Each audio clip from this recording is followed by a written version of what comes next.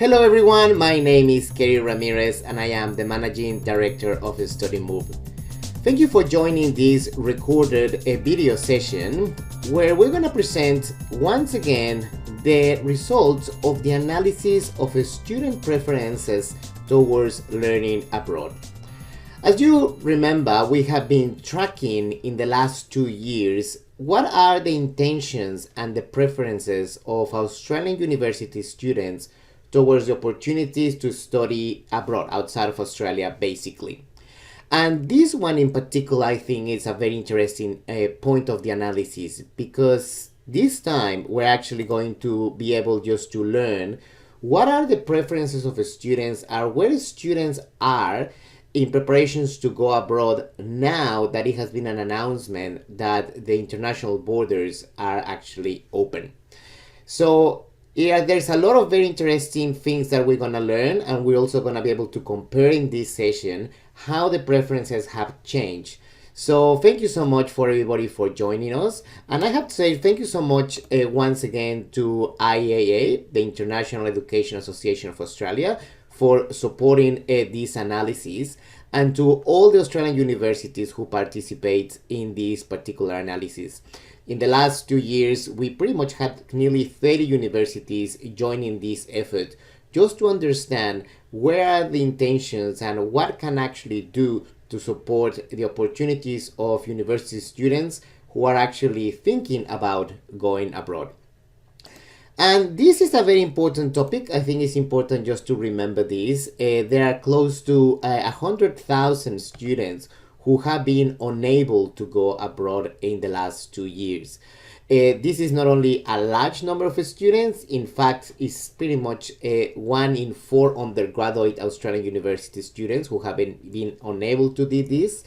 And this is very important because we know that learning abroad is a very important part of their study experience, but also is a very important part of their employability path. We know now there is evidence that shows that students who undertake an international study experience, they actually do better and actually they improve their employability skills. And I think as a sector, it has been very important for us just to understand under this challenging situation and this challenging period, it has been very important just to understand what are the intentions of the students, what alternatives we can offer, and how we can actually recover those opportunities for our students as soon as possible and in the most effective way.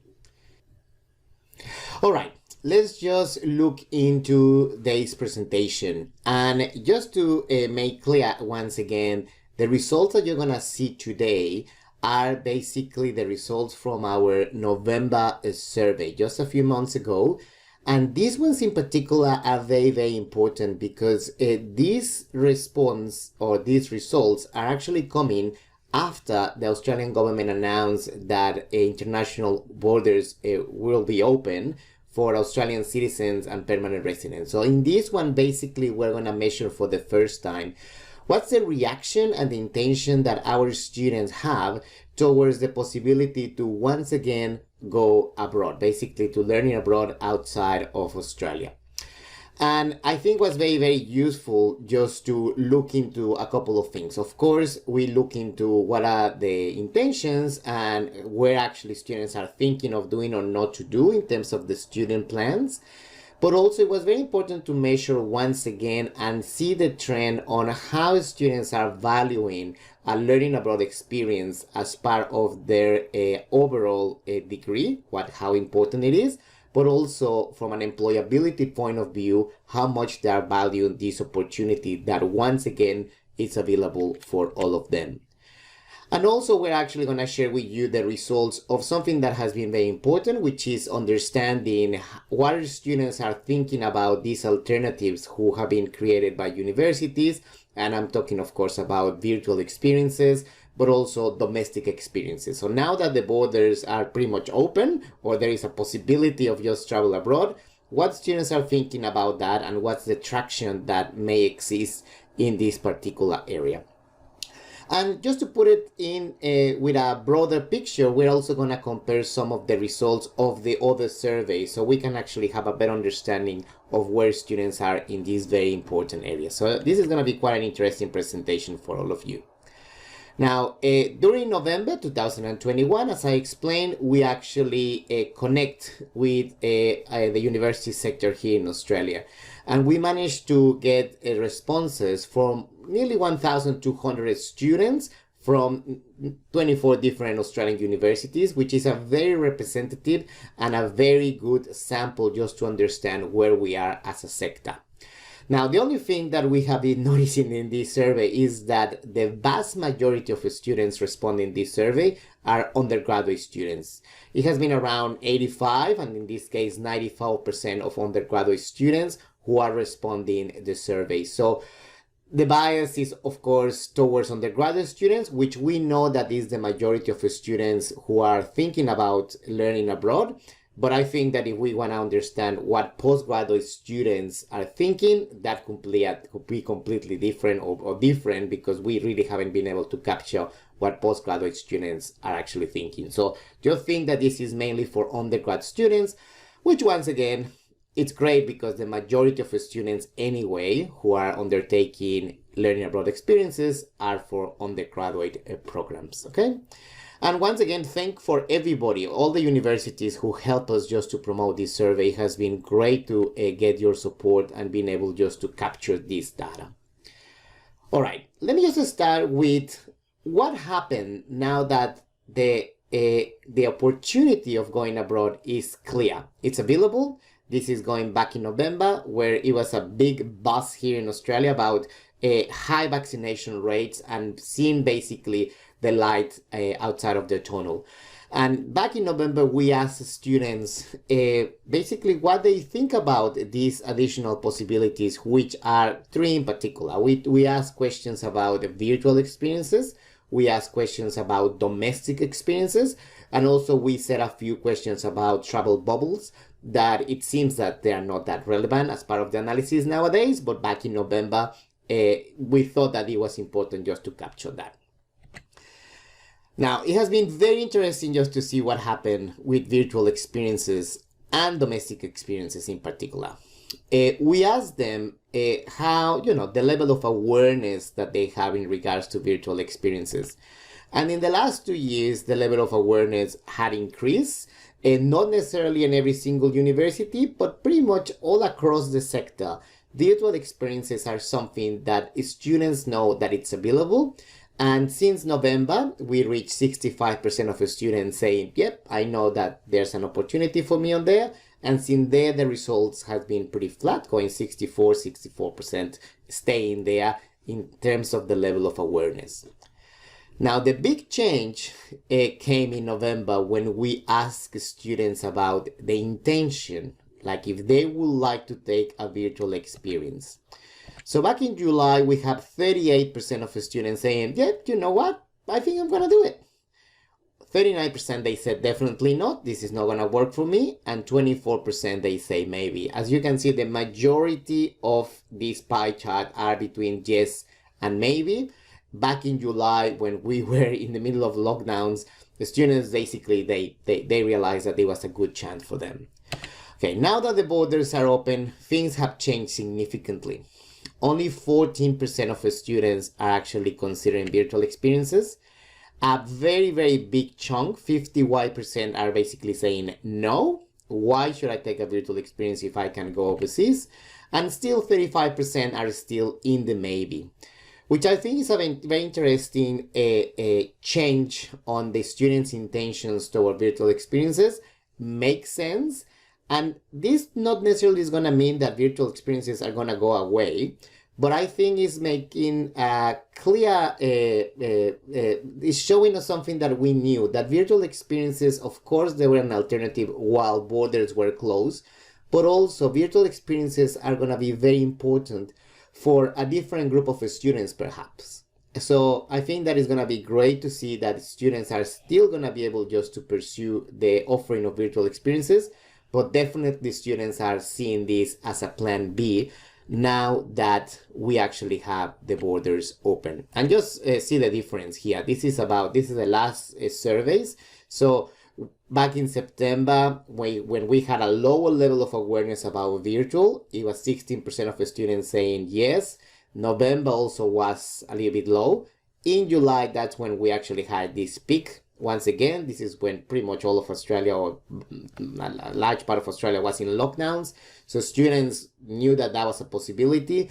And also back in July, we were just dreaming that one day borders will be open. But now that is back to reality and a real possibility, of course, the intentions have changed.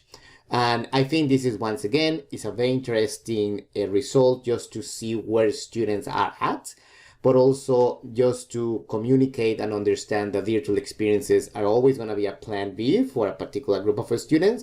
But for other group of students who probably were not considering going abroad, or they were not thinking about it, that's still relevant for them. So it's just interesting just to digest this, but definitely a big change in this particular area. Now, similar was the results for domestic experiences. We have been asking students that, okay, well, borders are closed. Would you like to do something in a different state? Back in July, we had between 17 and 25%, which was very big. 25% is 1 in 4 students saying, yep, I will consider that. But now that the borders are open, as you can imagine, students are basically saying, what should I do that if I can go abroad? And only 6% of the students actually said that they will consider a domestic experience. So once again, and that makes complete sense, that's something that exists there. And I think universities, they need to assess this change in the preferences clearly. And the tricky bit comes here, because what students are telling us is that now that there is a reopening of international borders, the preferences for these alternatives are at the lowest point that we have seen. But a different piece of research, which is something that we have highlighted, and we always congratulate CIS Australia for this work that they have done, basically tells a different story. CIS actually runs a study, and a lot of you will be aware of this. CIS runs a story just basically asking directly to the universities about their policies and their strategies. So that's the other side of the story. So while our study talks about the student preferences, in their ones is about the university's views. And the last study from CIS Australia, also for November, ask about the intention or the decision about opening learning abroad to the student cohort once again. And this is when I see that there is a challenge for everybody. Because in one hand, we see that students are starting to show strong preferences to go overseas. But as you can see in the CIS Australia survey, it seems that the universities, and this is perfectly understandable to be honest, universities are or were in November not ready for that. It's only 16% of universities, 16% that says, yep, in February we'll have again the opportunity for students to go abroad. This is after January. This is the blue side of here. The majority of the universities are telling us that it's going to happen until July. 61% are saying to July. So I think the challenge that is clearly, is going to be clearly experienced by the sector is this push from students saying, I want to go abroad, I'm going to go abroad, I'm going to go abroad. And then in the other hands, universities saying, look, it's not that easy. There is still a lot of policies. There's still a lot of things that we need to put in place. So it will happen until July. And these sets of data are really, really important just to understand that a possible clash. And I think it's going to give universities the opportunity just to understand that a communication is going to be very, very, very important as part of all this. Also, it's going to be very important just to explain to students that there are a lot of things that they have to happen so they are able just to go abroad. And hopefully this will actually take us to a good ending, because clearly students are very, very, very keen on going abroad. So I think that was a very, very interesting snapshot of where we are. and where we can actually move forward.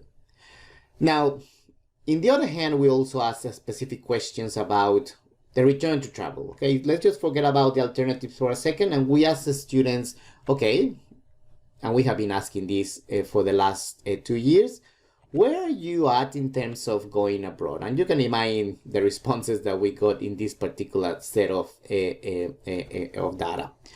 We ask questions about vaccines that I think is important just to talk about. We also talk about, ask them about, as I said, how important is study abroad or learning abroad for them, but also specifically, what are the plans that you have in terms of learning abroad?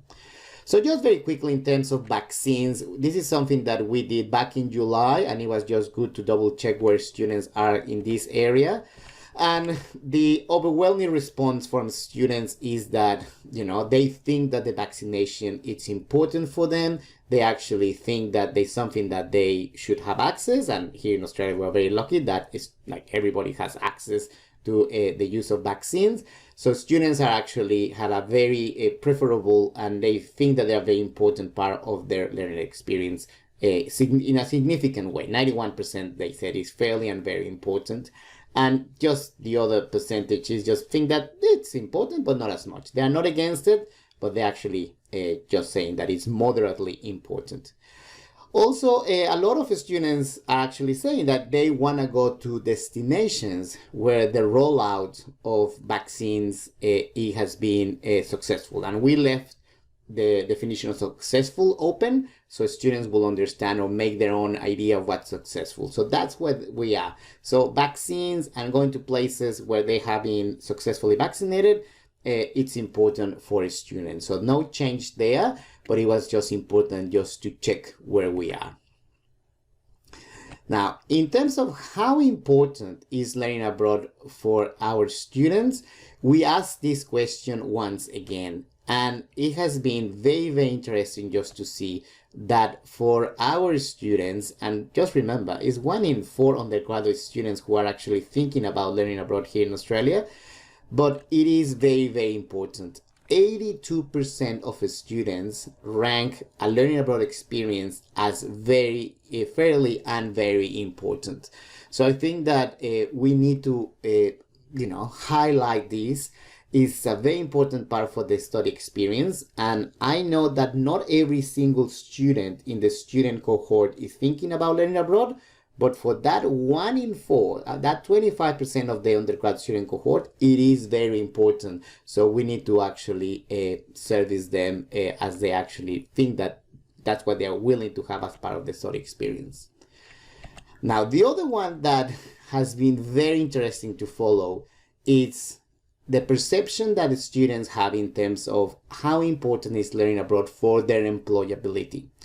And previously, back in 2019, it seems that there was this idea that the students were going abroad just to have, develop personal skills, to have a richer academic experience, to have fun. That's fair enough to say. But we didn't know how important was for their employability. Now, in the last couple of years, there has been evidence and research, as I've been saying, that shows that employability and learning abroad, they're actually going side by side.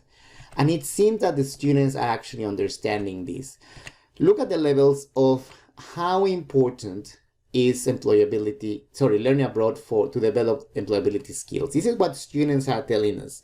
The latest one is 77% actually rank learning abroad as fairly or very important to develop employability skills. And I think we're actually now with a generation of students who is really concerned about what's going to happen when they actually finish their degree. They know that the market conditions are not great. This is a result of COVID-19. So they are really probably putting a greater focus on learning abroad just to really enrich their curriculum, enrich what they need, and they really and to be able to be more marketable in the marketplace. And I think this is another very strong message that students are sending to the universities. And we know that for the university sector, this is a very important topic. So I think that we need to start thinking about the connection that exists. And I have to say, we actually ran the same survey in New Zealand back in November 2020. Probably things have changed, but back in New Zealand, I think it was about 40%. So here in Australia, there is a real momentum in how students are actually seeing learning abroad as something that will really help them to develop employability skills. And that's something that we need to consider when we're actually going to this part of return to travel. Now, thinking about the specific plans that the students have in terms of return to travel. Now that there is a clear opportunity when international borders are open, what are students telling us about their plans and what they are thinking? Are they gonna really look for those opportunities, or they are probably not that interested, or what's happening? So this is a question that we have been running for nearly 2 years. We ask a student, which of these options best describe how COVID-19 may or may not have changed your plan to study overseas? So we're still thinking about the COVID-19, and back in November, this was very relevant still. What I think is quite interesting is that only 14% of students said that they don't want to study anymore. So in 2 years of border closures, with everything that happened, only 14 of the students, they said, you know what, it's too hard. We still have a nearly 50% of students, and I'm going to show you the comparison in a minute, but this is one of the highest level of students saying in a positive way, yep, I'm going in 2022. So I think that it's important that universities are aware, and we were expecting that, but it's important just to actually have the metric, are aware that there is going to be strong demand for learning abroad this year. It's something that students are actually going to seek. Now, 40% are still saying, I'm not sure yet. And when we read through the comments, a lot of this I'm not sure yet is not because they are afraid of going abroad, or is more about institutional policies or procedures. Basically, they are telling us, I don't know if I'm going to be able to do it because I don't know if my university will be able to offer all this. So basically, they are moving from saying, I'm not sure because COVID is the reason why I'm not sure. They are moving to, I'm not sure because my institution is the reason why I'm not sure. And once again, I think that this is important because this is showing us clearly that students have big question marks, and they're going to ask for a lot of questions. They really want to get all the information and a good understanding of why, and I'm going back to the CIS Australia slide that I show you, why it's going to be until July, why you're not offering now in February. So I think that as long as we explain this to students, I think it will be a better understanding, and will reduce the uncertainties that they may have been experiencing. Now, this looks quite interesting when we look at the 4 surveys. We actually moved from I no longer plan to study overseas. It was 22 and 26% back in 2020. I think that that's when basically that's the year where everybody was like, everything has been canceled and the Olympics were canceled, everything was canceled. My study abroad experience is going to be canceled, so I'm no longer going there. It's not going to happen. Then in July 2019, 70%, and once again, November 21 is the lowest number of students saying that they are not going. So the ones actually they are super keen about doing it, which actually I think shows that there will be strong demand for learning abroad and or outbound mobility. It depends how you call it for this year. Once again, also very interesting to see how I'm not sure yet has changed from 2020, which it was about 20%. In 2021, it was about 40%. And once again, what I think is very interesting is in November, students who are saying, I'm not sure yet, and they're giving us additional information, are actually saying, is because I'm not sure if my institution will allow me or not. It's not about COVID anymore. It's about my institution's responsibility, policies. So I think that is very important just to understand that as we progress in this year. And then my original plans, they're still strong. It's about 47%. It has changed, not has changed. So I think that that's quite clear just to see what happened there as well. So we can expect some very strong demand. And I think it's remarkable and it's great to see that after everything that is going on or we had experienced, students are still keen to undertake learning abroad experiences in 2022.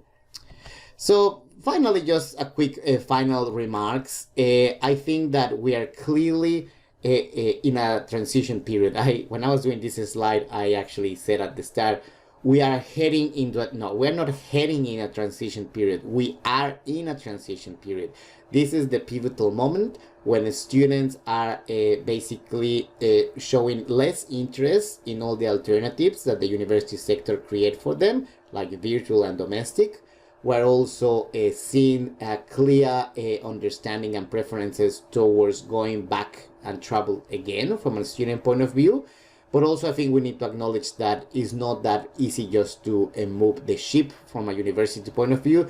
There are a lot of things that had to be considered. So we're actually going to experience probably 6 months of transitions, where I think going to be very, very important, and it's going to be very, it's going to give us a better understanding of where are we going to head from now on in the world of learning abroad. What is great is that after 2 years nearly of border closures, demand for learning abroad has always been strong. Like the students are still keen of doing it. COVID-19 has not taken that away from the student ideas. So I think that is very important. And I think that's very important because we have seen that demand for, or the interest for learning abroad has been high through all this period.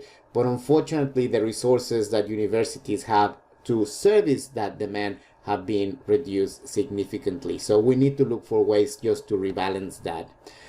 And also I think it's very important, this message that the students are giving us about how learning abroad is not only to go and have fun, they really think that this is going to be important for their employability. And I think this is when strategies may change, the experiences that universities are offering may change. But also this is when things like virtual internships actually will remain and will get even more traction, because it's a great way just to connect this employability idea that students have with the actual programs that your university may offer.